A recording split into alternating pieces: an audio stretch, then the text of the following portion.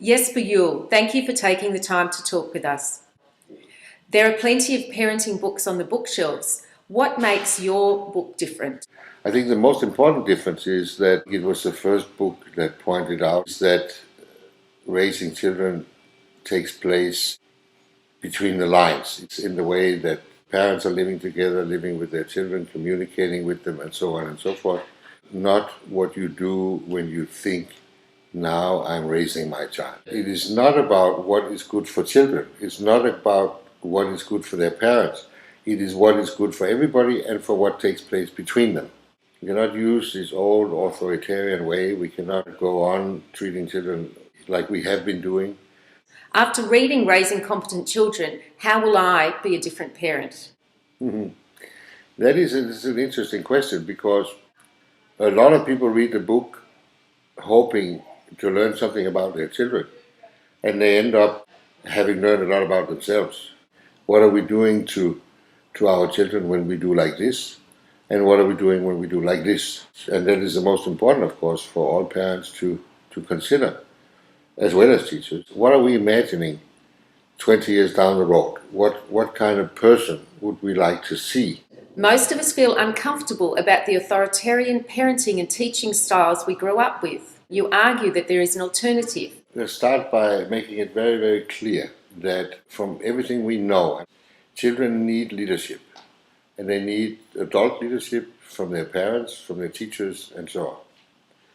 But they need a special quality of leadership in order to grow, develop, unfold as real people. And this is probably the most important question for parents. How do we exercise our leadership? If we do not want to repeat what our role models were doing, what can we then do?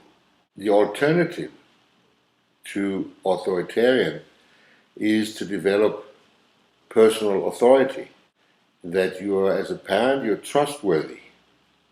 Not in the old days because you're consequent, but you're trustworthy as a person. And that makes teachers, as well as grandparents, as well as parents today, true pioneers, because they are trying to do something that is extremely difficult, because they're trying to become the kind of people that they were absolutely not raised to become.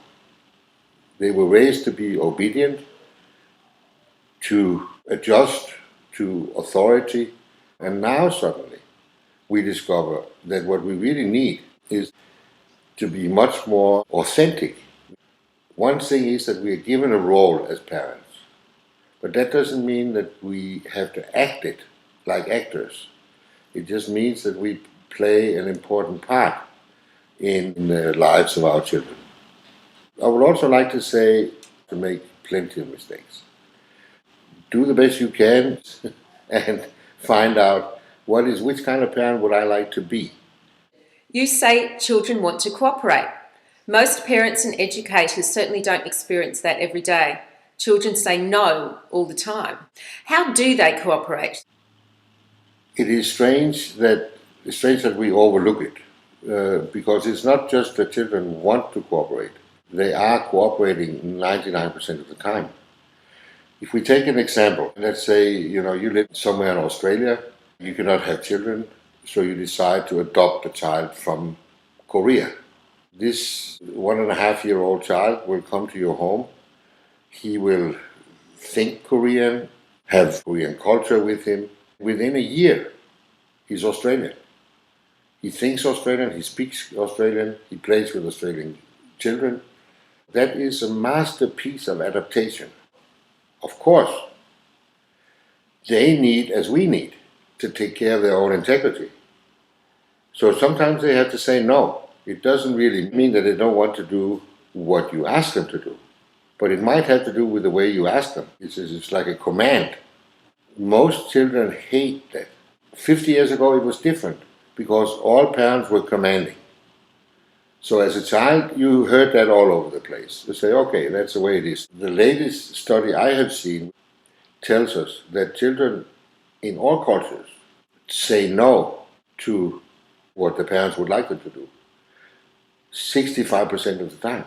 So this idea that the perfect child is a child that says yes 100% of the time is an illusion. But it makes the world of a difference if you grow up with parents who are expecting you to cooperate, or if you grow up with parents who believe they have to force you to do it. And of course, the last style, which was the old style, is sending a very destructive message to the child. We've all been brought up by parents and teachers who told us what to do and pointing out what we needed to do differently. If children don't need upbringing, what do they need from us? Deciding what children need depends completely on your goals. Do you want a nice, sweet, obedient child that is always doing what you're saying?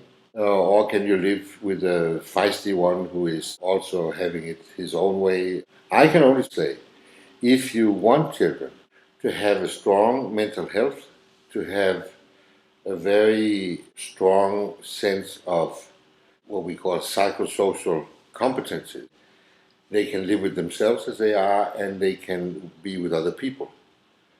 Then we have to face the fact that our upbringing of children in families, in schools, in kindergartens, so far has not been successful. What we have achieved with the authoritarian style is we had as much power as it was possible. Second, we've had peace, so they were not disturbing us. As my parents said, children should be seen, not heard. I would like to point out an interesting parallel, because that was exactly how women were supposed to behave. Since then, women have made themselves heard, and so have the children, because children are born without history. They don't know that their father was raised in a different way. They just expect to be welcomed as they are. You argue that children and young people can take responsibility for much more than we think. Yeah, I would like to say that children understand responsibility as power. So what they say by the age of 2 or 3, how come you can decide that? Why can I not decide that for myself? And this, of course, speaks to our wish or need for having power. So we say, that's because I'm your father. Boom, I decide. What they're really asking is, why can I not be responsible for the clothes I'm wearing, the amount of clothes I'm wearing, how my hair looks, when I do my homework, how I go to sleep? In a lot of areas, it is possible to hand over responsibility, because remember that nobody can actually be responsible for the life of another person. We are borrowing it from the children. We are saying, okay, I will now be responsible for your sleep. And when that leads to conflict, then one of the possibilities is to hand it over. Say, okay, I've been waking you up and it was a pleasure for me. It's not anymore. We argue, there's a bad atmosphere, and frankly, I have better things to do. So I'm sorry it took me so long to realize. So from today, it's your responsibility. Here you go.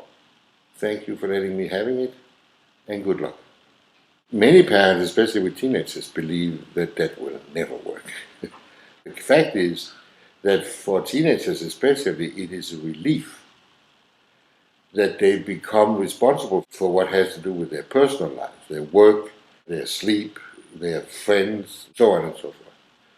But it's a difficult subject because it touches everything we understand about adult power. And it is true that if we hand over some responsibility, we will lose some power. But we will also avoid a lot of power struggles. So take your pick. Thank you very much for speaking with me today.